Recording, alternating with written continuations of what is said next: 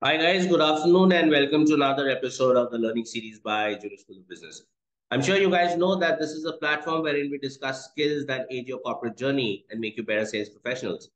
Now, we all know that sales is one of the most rewarding careers that one can undertake. And at Juno School, this is the endeavor that we have shape better sales professionals for tomorrow. In fact, salespeople are the ones who actually drive it for every organization and significantly contribute to the revenue generation. More so, I think it's a human desire for everybody of us or each one of us to grow in life, personally as well as professionally. And that growth typically can happen only if we are able to sell ourselves to people. Now, that could be in a job interview, a campus selection, or selling ideas to people for that matter. So, the better we sell, the more we grow in life. Now, the irony is, sales is a life skill most widely used, however, hardly taught in any school or college. Now, at Juno School, it is our endeavor to bridge this gap through interactive online sessions with industry leaders, of course, live activities, practice sessions, detailed lectures, and training sessions that we've customized in an 8-week module. Now, these webinars that we conduct are a routine feature, and you can be part of them every Saturday from 12 to 1.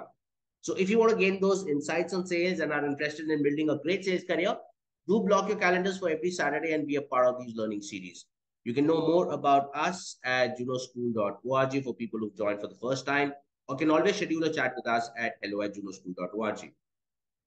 Now, we all know that situations in sales can be challenging a lot many times, right? And we all struggle to choose which route to follow, which approach to take. Now, in today's session, we will discuss about how to handle these real life sales situations and adapt to these challenging situations. Let me welcome our industry expert for the day, Rohit Manghnani. Rohit is the Chief Product Officer at Magicbricks. In his corporate journey, he's worked with organizations like Walmart, Yatra.com, InfoEdge, Home Shop 18, Hindustan Times, Unilever, Dabur, to name a few. In today's session, Rohit will share his insights on how do we adapt to these challenging situations that we face on a day-to-day basis when it comes to the profession of selling. Thank you so much, Rohit, for taking out time and being a part of the Juno community. Yeah, thanks. Thanks for the invite. Pleasure to be here. And I chose sales as a topic because it's like you said, like Himadri said, it's a life skill. And if you look at my professional journey, uh, I did an active sales job about 18, 20 years back. And yet I'm talking about sales. Am I audible? Yeah, Rohit, you are. Himadri, am I audible? Okay, Yes, great. you are. However, there is some fluctuation in the network. That's what I can see through the red signal bars. Sure. Okay, so uh, okay, let me then switch video off and Sure. see if that's better. Now it's fine, Rohit. Now the signals are white. So clear. Okay, I'll keep the Yeah, video on. If the signal drops, just let me know. I'll switch off I'll the do video. that for sure. So, so my last active sales job was close to 20 years back or 18 years back, and yet I'm talking about sales. That'll be interesting because in every job, you have to constantly sell. Now, why do you have to constantly sell? You have to constantly sell because as a function, you are selling functions, you are selling to internal stakeholders, external stakeholders, and you're always selling your ideas so that within the organization you can or your department can get its goals. So I'll start by a very early phase of my career when uh, I got into sales. I had boarded uh, a Rajdhani train, landed into the state capital where I was posted. Uh, I was 1 week into the job. First 1 week was orientation in Dabur headquarters. And after that, I landed in the I go up to the branch manager. I'm formally dressed, not like this, but closer to actually more formally than Himadri. with a formal shirt, but also a tie. And nowadays ties are not very common, but 25 years back, ties were the way you attired formally. So I wore black shoes, formal trousers, a blue shirt, and a tie. And I walked into office. And the regional manager called me in the room. He saw me and he calls the area manager and he says, "ये क्या cartoon आ गया है? इसको कपड़े पहनने की तमीज नहीं है. इसको ठीक करो. कैसे कैसे आ गया है?" I was wondering, यार गलती क्या हो गई? First sales role in my life, and this guy is saying कि मैं कपड़े भी ठीक से नहीं पहने. So next day I went in the right clothes, which was blue jeans, collarless t-shirt, not like this one, no collars, collarless t-shirt and rubber chappals. And that was my sales uniform for the first sales stint of my career. And the reason this was my uniform was because my first sales stint was in Northeast. And this is the time when Ulfa militancy and many other militancies in Nagaland and all were at the peak. And my boss wanted me to blend in as a local and approach the shopkeeper like a local and not like a, a babu who's flown in from headquarters in Delhi. So that was my first learning in sales, which is that you have to engage with your customers in a way in which you're not creating an artificial barrier. So the way you dress will also create an artificial barrier. Why? Because the shopkeeper who's sitting in a small shop where the FMCG sales guy will go to, he does not forget about air conditioning. He sometimes even doesn't have the luxury of a fan on top of his head. And there is somebody coming in a formal shirt with a tie trying to sell your Chavanprash or other stuff to him. And that's just not going to gel. He's just not going to connect with that person. So that was my first interesting sales learning, taught in a very different manner. The second interesting learning I had was that in Dabur, after selling in the Northeast, I started selling in Delhi NCR. Now,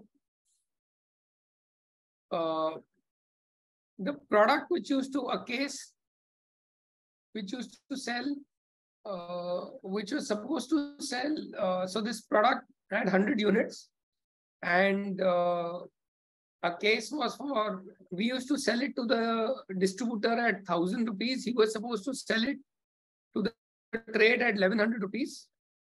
And the trade would further sell, the retailer would further sell individual units, each at about 14, 15 rupees. So make about 1,400. Now, when I was in the Northeast, the distributor used to sell, while he was officially supposed to sell at 1,000 rupees, he used to sell at 1,050. And I was new. I thought ऐसे ही बिकता होगा कि distributor is supposed to sell at 1,000, but he's selling at 1,050 because that's the way of life. When I come to Delhi, I figured that the distributor is selling at 950 rupees. And I just couldn't figure out what's happening. And that's where I learned my second lesson.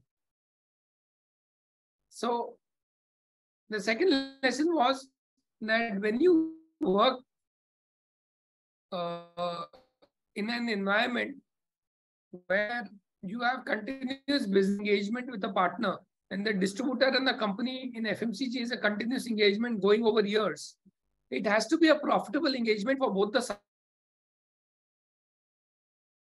Each side will optimize. So while the official selling price was 1,000, why was the distributor in Guwahati or Shillong or Dimapur in the Northeast selling at 1,050? Because transit times to Northeast were long at that time, supply chains were not efficient, and the sales system was not very efficient from Dabur's perspective. So we used to put 3 months, 4 months of inventory at the distributor. Now with 4 months of inventory, if the distributor was going to make 5%, 4%, 5% margin, it wasn't sufficient to recover his cost of capital. So all of you are business students, so you would know what cost of capital is. Basically, if you invest certain amount of money, you should get a return on that money, which is more than what you will get if you put it in the bank. So the bank saving rate of interest is 5% and the FD rate of interest is 8%. You should earn at least 10, 12, 15% for all the effort that you'll do to justify putting it in business versus putting it in an FD. So the distributors in Northeast, to optimize, were selling at 1,050 because they are carrying 4 months of inventory or 5 months of inventory. So I understood that you can't abuse your dominant relationship in a business, in a sales engagement, because then the other guy will find a workaround. Now, what is wrong about the workaround? What is wrong about the workaround was that for products where the retailer depended on Dabur, he bought it. But for products where Dabur was not the strong player, the retailer said, I will not buy at such low margins. And therefore, it lost market share in competitive categories. It could sell only certain select products where the retailer was dependent. So just because we abused our dominant position, the distributor started behaving in a manner which led to a market share loss for Dabur in the market. So this is one lesson. The other lesson was even more interesting. So the distributor was supposed to sell at 1,000 rupees. His landing cost was 970 rupees. But he was selling at 950 rupees in Delhi. Any guesses how he was making money?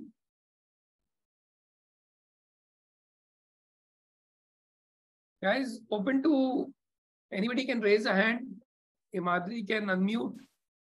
Guys, you can put your things on the chat, any suggestions in case if you want to voice out, you can raise your hand, I'll unmute you and you can share. So let's make this more interactive. Imagine selling price, the company is asking the distributor to sell at 1,000 rupees. His landed cost is 970 rupees. Okay, and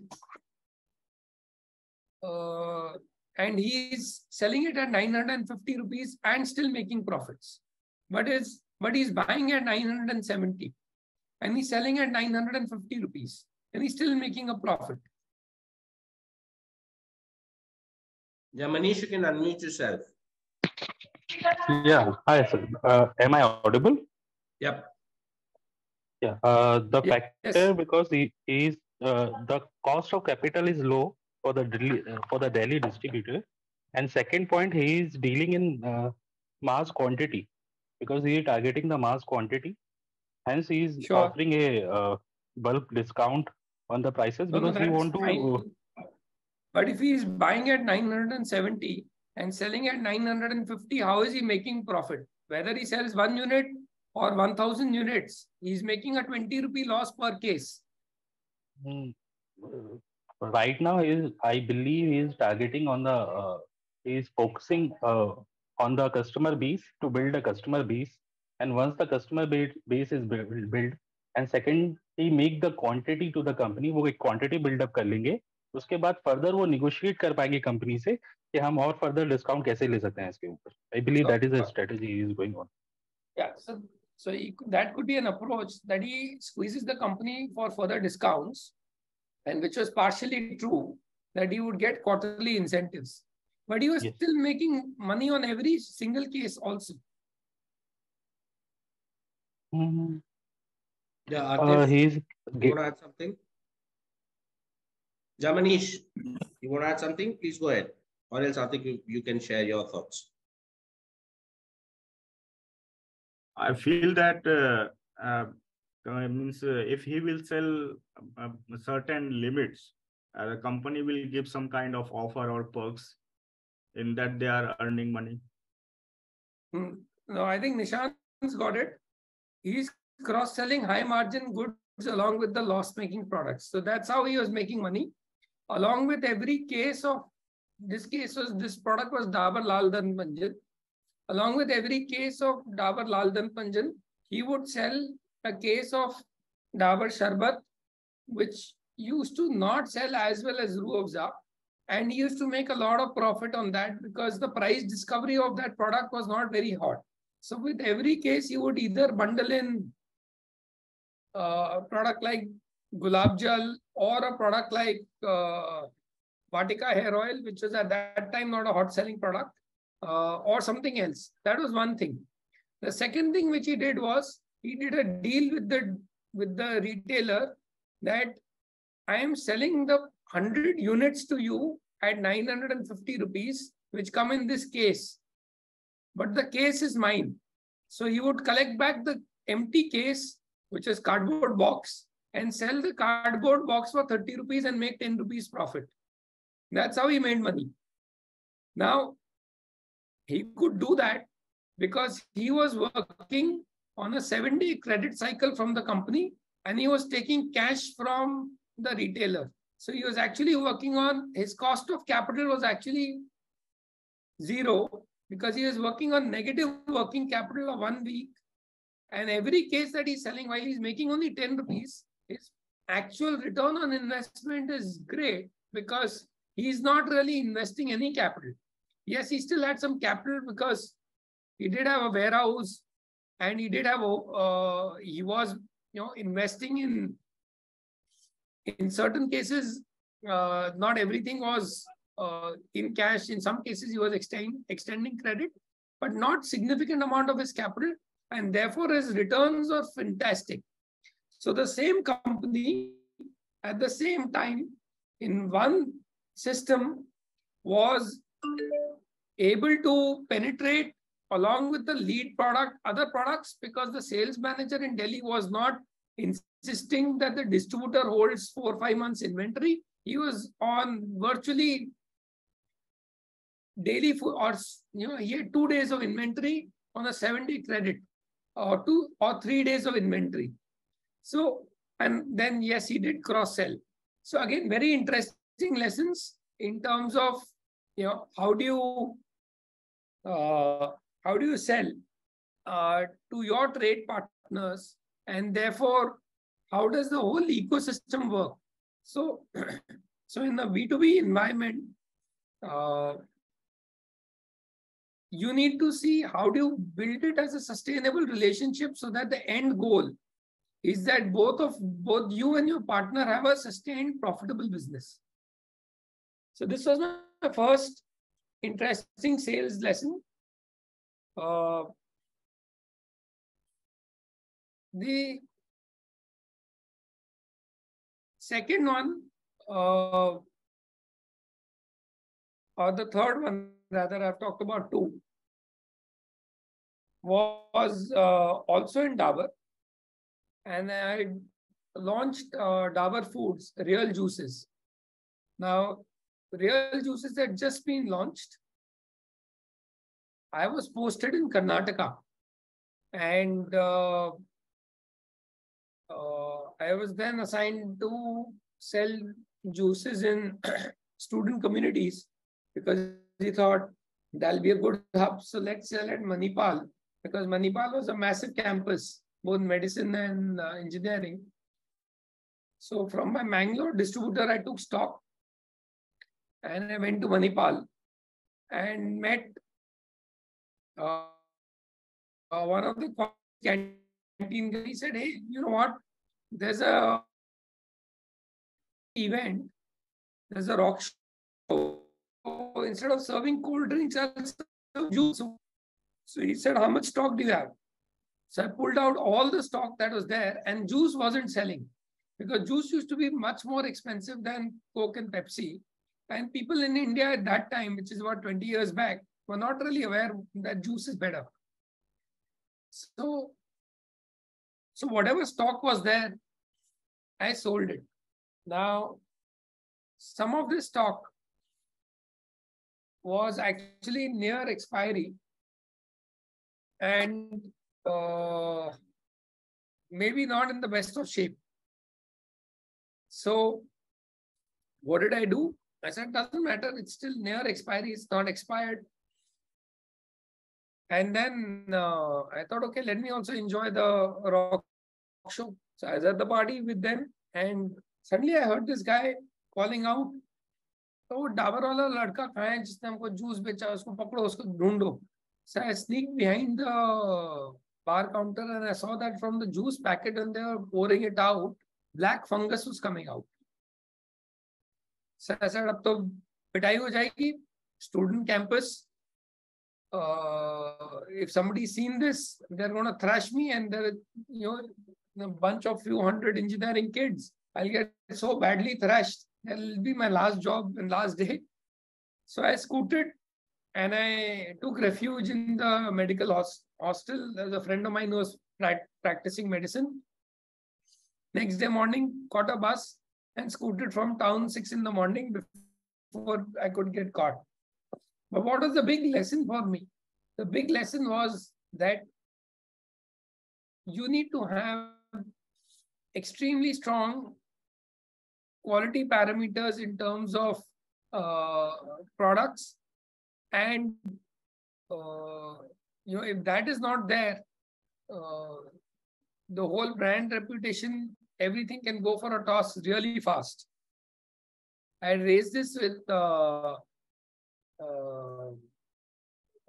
leadership in Dabur, and that particular packaging of juice got discontinued. And that was a big life lesson that, when I narrated the whole incident, they did sample testings that juice which was not yet technically expired was getting bad in this particular packaging because this packaging was not good. So then this packaging got discarded. So that was another very interesting sales lesson. Talk about the fourth one. Again, FMCG. And this really talks about, how do you think differently? How do you crack open a market? So I was working in Hindustan Lever and we launched a confectionery brand called Max. And we launched candies at 25 paisa and 50 paisa. Now 25 paisa and 50 paisa candies are nice, but nobody in Hindustan Lever wanted to sell them because we were used to moving truckloads of Surf Excel and Wheel and Taj Mahal tea, and nobody was interested in selling 100 rupee jar of candy with each candy being 25 paisa. And yet my target was to sell a lot of it. And my sales area was Punjab, Himachal, Kashmir, and Chandigarh. So I figured an interesting insight on how to sell by doing a contest in schools. So a drawing contest in schools where the school was to get a computer for participating, and computers are a rarity then. And the kids had this whole drawing sheet in which they had to put 8 wrappers of this 25 paisa candy. So 2 rupees worth of candy they had to buy, not too much money, but 8 different wrappers. We had 8 flavors. Now, what that resulted in was that this particular small state, which is about 1% of national population, where we ran this contest, started contributing to 35-40% of national sales. Now, why was that? Any guesses why this small contest led to a crazy jump in sales where this one state, 1% population contributed to 35% of national sales? Why this one contest turned the tide?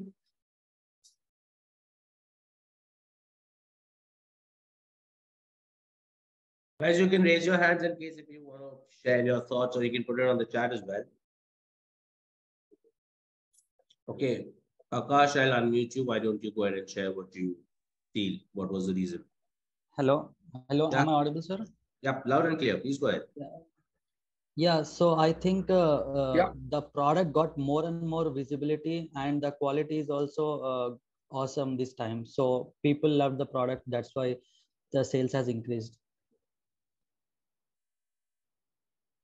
Yeah, but sales should be uniform. If one region is 1% population, it should contribute to 1% of sales, because the same product was being sold in Tamil Nadu and in Maharashtra and in Karnataka. Why was this particular contest that I ran in Jammu and Kashmir, making us sell 35 times more confectionery than what my counterparts were selling in Maharashtra or Bengal or Karnataka? All kids like candies. It's not that only Kashmiri kids like candies. The candy market is equal in every state. It's directly related to population. Yeah, Anil, you want to So add something? maybe, Yeah, please go ahead. sir, maybe Yes. due to competing with each other, students started competing with each other and all the things like that way. Yes, partially that. But what is the big insight here? The gift inside, which was 6 different wrappers to be used for the. Yes, that is one big piece. Manish, you want to add something?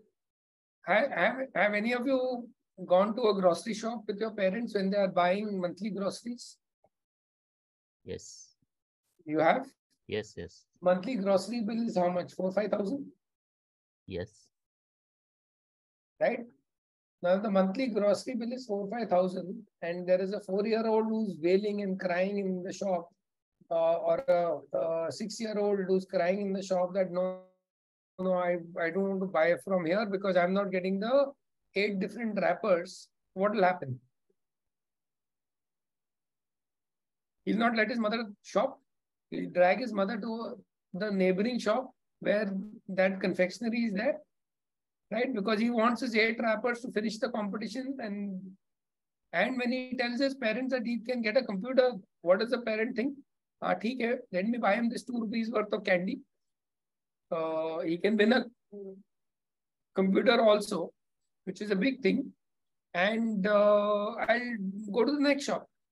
Now, effectively, if she switches shop, that's a loss of a major customer, somebody who's doing monthly grocery. And the retailers didn't like it at all. So what did they do? They also started to keep the chocolate. Yes. So everybody said that, okay, I'll also keep Max Confectionery. Now, because we had 8 different flavors, imagine if there are 8 jars of Max Confectionery in a shop, because he wants all the flavors. In one jar, there is only one flavor. Then how many jars of confectionery are actually there in the shop? Most shops will not have more than space for more than 6-8 jars, maximum 10. But largely 6 to 8 jars is the front row of a shop in which he's keeping confectionery.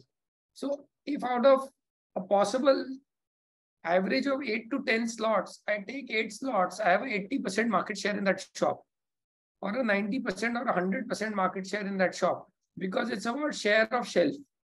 Now, this one small thing where that 125 paisa wrapper was making the kid take his parent out of that shop was the insight which made us sell so much. So a lot about sales is about figuring out how do you crack the right insight so that you can sell better.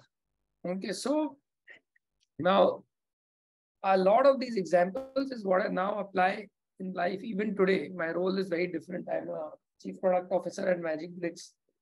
In my previous avatar, I ran my own company. Again, I was selling a lot to venture capitalists and angel investors. Prior to that, I was the e-commerce head for Walmart in India. As a business head, sales was one of the functions reporting into me. But I've given you examples of, when I was doing frontline selling, how simple things are important to hone up your sales skills, because then you use them in different contexts right through your life. Gautam's raising his hand. He wants to speak. Yeah, Gautam? Hi, good afternoon. Good afternoon. Yeah, so I was just wondering from your previous example of share of shelf, uh, is this a good indicator to understand the market share also? Effectively, what I'm saying, is it equal to market share? Not in all categories, but in categories like confectionery, it does hold because uh, the uh, if if for example uh, unless you're a diehard fan, if Coke is not available and Thumbs Up is available or Pepsi is available, you will take that drink, right? There are certain people who will say, no, I only want a Coke. And similarly, in confectionery, some people will say, no, I only want an Alpenlibe. But largely, impulse categories, share of shelf is a critical determinant of market share because it's impulse. So there is something called a considered purchase, and there is something called uh, a purchase where you're not really putting cognitive thought. So where you're not putting cognitive thought, availability matters a lot.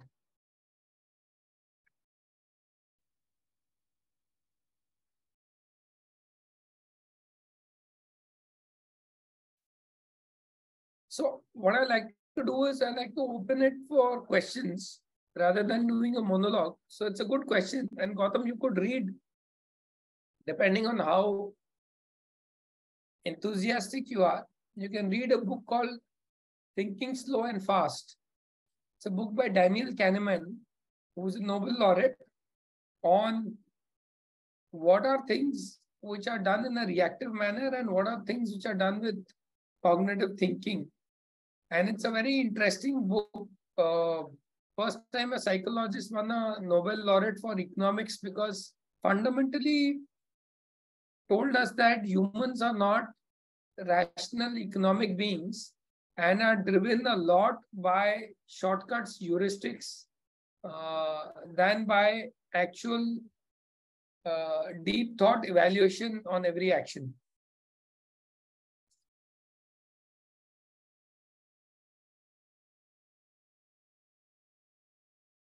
Yeah, Vinit, you have a question? Why don't you ask? Yeah. Hello, sir. Then, so right now, first of all, good afternoon, sir. I'm audible, right? Yeah, please go ahead. Yeah. Yes, sir. So actually, so right now I'm also working in a FMCG company, and where you talked about the sales, so I'm like relating it with the displays. So display what we give to the retailers, so that we can get our more sales to be done. So just wanted to know, sir, we are doing display. I'm working with Vico Laboratories, so product which are very much related to face wash, turmeric, cosmetic items. So just wanted to know, sir, our product is good enough, and we are also providing displays and all. Just wanted to know, like, how we are generating this kind of strategies. Like, you talked about a display. The other thing is that how we can bundle our product with another product. How we can act with pricing, with the like schemes and all. So how we can I know like this comes up with the experience, but at the like in the I wanted to learn more about the how we can things which we can do to market, or we can do to generate more sales. So where I can study more and get these things done, sir. Can you suggest, sir, Yeah. which? So, see, it has to be whatever is the product. If there is no demand, you will not get repeat sales. So, if what product is this?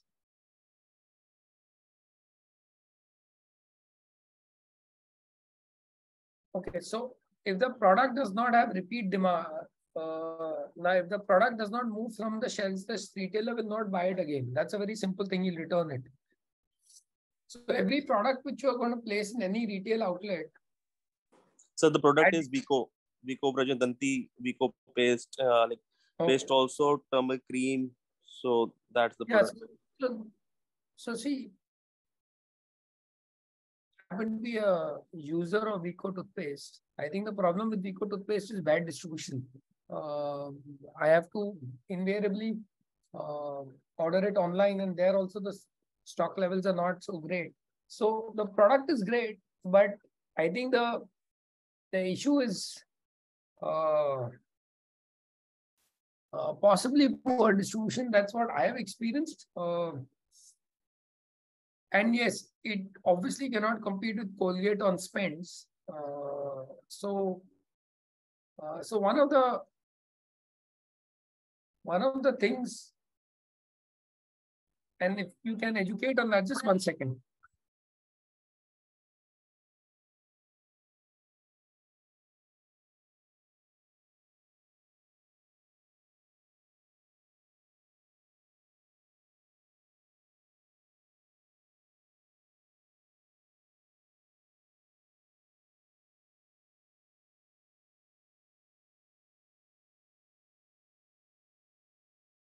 Okay, so yeah, one of the things, for example, in Vico's case, and I'll throw Vico is very different from every other toothpaste in the country. So, and this question is for all the others in the group. Does anybody here know how Vico is different from any other toothpaste in the country? Every other toothpaste in the country, rather.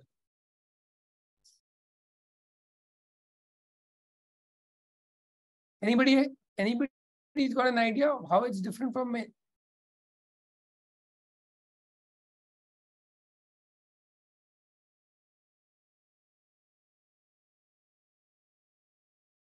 It's a herbal brand. There are many herbal brands. So all toothpastes are cosmetics. Vico is an Ayurvedic medicine, but it's categorized as an Ayurvedic medicine. Now, I would rather put an Ayurvedic medicine in my mouth than a cosmetic. Now, from a communication perspective, if I can't do this nationally, can I do this in terms of localized activations, maybe in a society, in a housing complex, so that the shops, if consumers in one housing society or a gated community get to know about this, then the 2-3 shops which service that gated community, they'll start getting demand for Vico and it'll start flying off the shelves. Now, this is micro marketing, and it's better to do micro marketing, win pocket by pocket, rather than try to say that I'm going to convince the whole of India that we are better. So if you, as a sales manager, if you can win different pockets, eventually you win one pocket, then the next pocket, then the next pocket. By the end of the year, if you won one pocket in 1 week, by the end of the year, you've got 52 wins. And you'll have sales growth, which is crazy. Trupti's question was, why was it not popular in regions other than Kashmir? Other than Kashmir, nobody did this competition with school kids. So it wasn't that the confectionery was popular or not popular, it was a share of shelf game. Any adaptation to situation examples from Magicbricks? So from Magicbricks, a lot of the selling is on the website, where we want people to take certain actions, behavioral actions, and there the approach is about a lot of A/B testing on what words will convince more people, or what is, how do you present a certain property proposition in a manner that it is much more attractive. So a lot of the selling over there is based on data science, where we mathematically figure out what is the communication to be shown to Himadri versus Gautam versus Anil. So because it's the internet, so you can afford to do one-on-one communication, and that's what we do in Magicbricks. So A lot of the selling over there is by personalizing the sales pitch.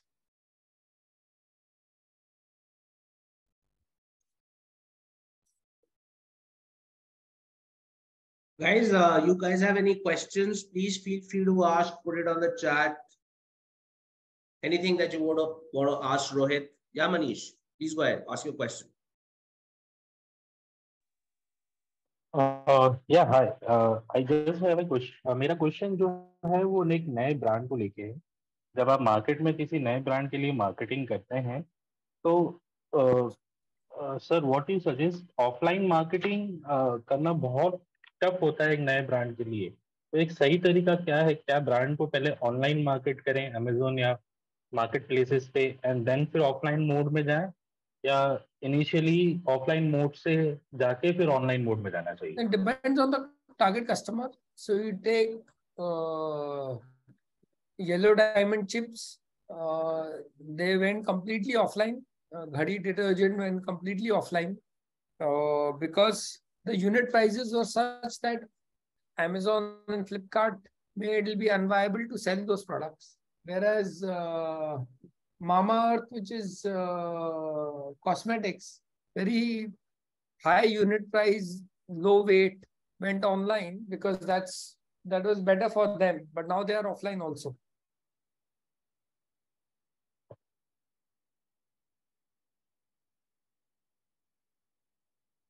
Fine, sir. Thank you. Guys, any other question? Anybody? Yeah, Vinit, please go ahead. Ask your question. Yes sir मैं पूछना चाह रहा था कि जैसे schemes होती हैं related to product जैसे हम लोग किसी भी जैसे बंडलिंग हो गई जिस तरह से डिस्प्ले हो गई या फिर हम लोग जैसे स्कीम्स जो देते हैं डिस्ट्रीब्यूटर को या फिर प्राइसिंग जो हम लोग डिसाइड करते हैं क्या लाइक इतना इतना हम लोग डिस्प्ले दे सकते हैं या इतना कट कर सकते हैं so how we can learn about those things कि क्या स्कीम्स कैसे अदर कॉम्पिटिटर्स कैसे क्या प्रोडक्ट को लेकर के क्या दे सकते हैं how we can know that so वो कुछ आइडिया है सर अगर कौन सा बुक्स पढ़ करके या कुछ मार्केटिंग स्ट्रेटेजीज हो उसके रिलेटेड सो एनी आइडिया कि how we can learn that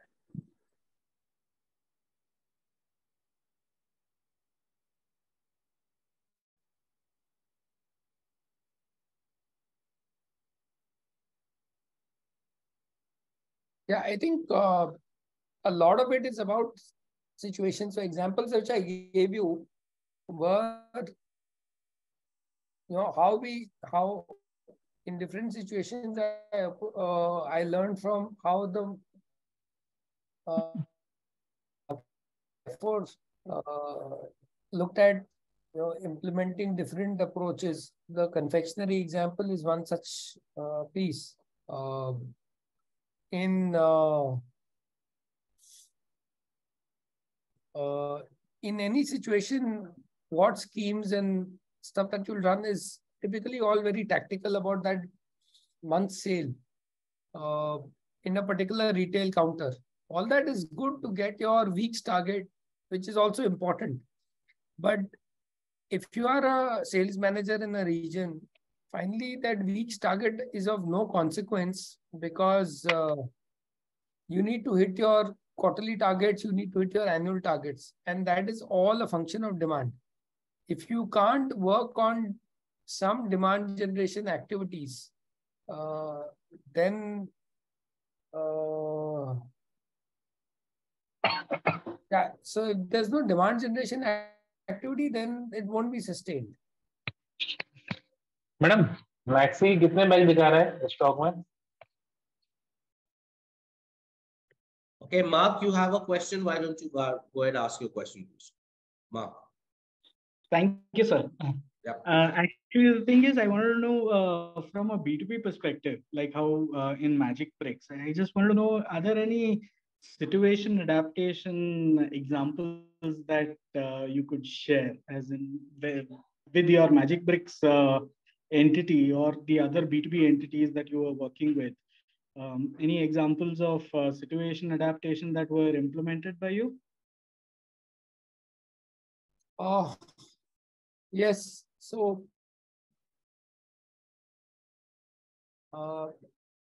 let me example from Walmart. In Walmart, we were doing B2B sales to retailers on e-commerce. We had extremely low margins, few percentage points. Now, every e-commerce site that you've gone to, you would see that, they coax you that आप फटाफट payment कर लो, don't do cash on delivery, and you make the payment by credit card, debit card, and they give you great incentives to do that. Correct? Now, in Walmart, we could have done the same thing. But we took a contra view and we adapted to the situation. We said, no, our margins are too low. I cannot afford to give 1.5% to Visa and MasterCard. And therefore, on our e-commerce platform, we disabled credit card. We disabled debit card also. And people said, why are you disabling debit card? It's lower, it's only 1%. We said, no, 1% is too high. We don't want to give the money to Visa or MasterCard. We want to pass on the money to you. It's going to come from your bank account only. So why don't you use net banking? UPI was not around at that time. It was just at the inception stage. So we forced people to use net banking or RTGS or NEFT, which had no charges to the sender and no charges to us as a receiver. So we actually said, okay, if you do now doing RTGS or NEFT is very painful compared to swiping a credit card. But we did that situational adoption because our profits were very thin. And we said it's better to pass on that 1% extra discount to the retailer by making him switch payment mode rather than give him debit card. So that's just a small example of situational adoption that we did over there.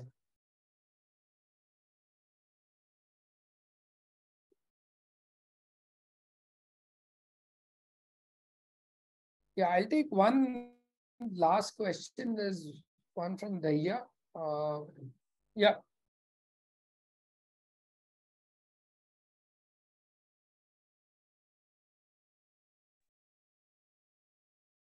Hello, good afternoon. Yeah. Good afternoon, Mr. Rohit. It was a really great session. So my question for you is, of course, on the topic sales adaptation. It is a topic which is easier said than done. So I would like to ask you, what were you feeling when you did your first, when your first sales adaptation happened or something similar, like when you just started with the journey? Like, it would be a great advice for all of I us. think first thing is that you have to be very thick-skinned. You have to take no and wait, and you have to develop a lot of patience and be thick-skinned, because you will get a lot of rejection. Because if every sales call results in a sales order, then that's great, but it doesn't.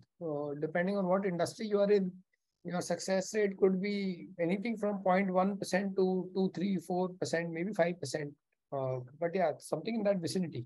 FMCG, it may be a much higher thing of what the demand is, but not what the product the company wants to sell.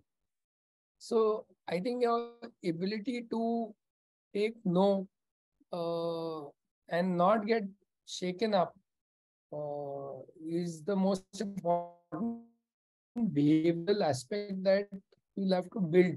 I'll come over time. And there's one which I'll answer those. Insight on consulting sale to clients, like dealing with CXOs. Very interesting question. I'll give you an example of what we did at Home Shop 18. So Home Shop 18, I was heading marketing, but we are not getting good brands because people didn't want to associate with TV shopping. They said only Rudraksh gets sold on TV shopping. So good brands like Samsung, LG and all were not associating with us. Now, if you read about Maslow's need hierarchy, after your basic needs, you want every CXO finally wants some status, and social needs and all become more important than functional needs. So we decided, let's appeal to those needs of CXOs. So Home Shop 18 was part of Network 18, which also used to run CNBC TV 18. So when I would call on CXOs of Samsung, LG, Hitachi, etc., my visiting card used to say CNBC TV 18 and bracket my Home Shop 18, a group company. And that would open the door for an appointment. So how we got an appointment was we used a different email ID and a different calling card, which is not completely incorrect. We are part of the group company. And then we got the foot in the door, but that still not enable the sale. Then what we promised is that, okay, we want to do your interview for your new product and it'll come in CNBC TV 18, and we actually put it in a dead hour, like 3 a.m. in the morning, or 4 a.m. in the morning when nobody's seeing TV. So we bought that useless time slot from the group company, and we told the marketing head of Hitachi, Samsung that, we'll do your interview, will come in CNBC TV 18, and he is very happy. And then we said, there are some sales inquiries which are coming from the interview. Should we pass them on to you? And he said, yeah, sure, pass them on. This is new high-end, 2 lakh rupee fridge or 1 lakh rupee new inverter AC which has come. And you pass on the leads to me. And we passed on the leads. Then he said, you've got 4 or 5 leads. Do you want 50 leads? He said, yeah, sure. Why will anybody say no? Then he said, okay, can we put it on other sister channels of CNBC TV 18? And he said, yeah. Please put it. He was only concerned about him coming on to CNBC because that gets a chip on his shoulder. And that's how we got brands onto Home Shop 18. So it wasn't a straight solution. But you got to do creative thinking in terms of how do you get the foot in the door. And then what is it that appeals to the CXO? And if you cater to that, you've got a better chance of him converting than if you are selling your point of view. So Abhishek, hope that answers for you. I'll have to close calls because I've got another call coming up in a few minutes. But Sure, Madhi, thanks a lot. It's been a pleasure interacting with you and all the folks here. Thank you so much, Rohit, and we are really obliged that you could squeeze out time over the weekend for our community. Thank you so much for the insightful session. Thanks a lot. Thank you, guys. Bye. Okay, guys, thanks so much for connecting for this masterclass. I'm sure you would have had a lot of insights. In fact, I personally could figure out a lot of things that you were speaking about when we were kids, all those contests happening and we, flocking stores to get those wrappers or crown caps, right? So this is how, a lot of things that one needs to do to understand that what are the market demands and how do you adapt yourself. So keep connected. Let's connect on next Saturday. And we start with another masterclass, another new journey, 12 o'clock sharp next Saturday. So till then, take care. And in case if you have any questions, please feel free to reach out to us at hello@junoschool.org. Till then, take care. Thank you so much. Bye.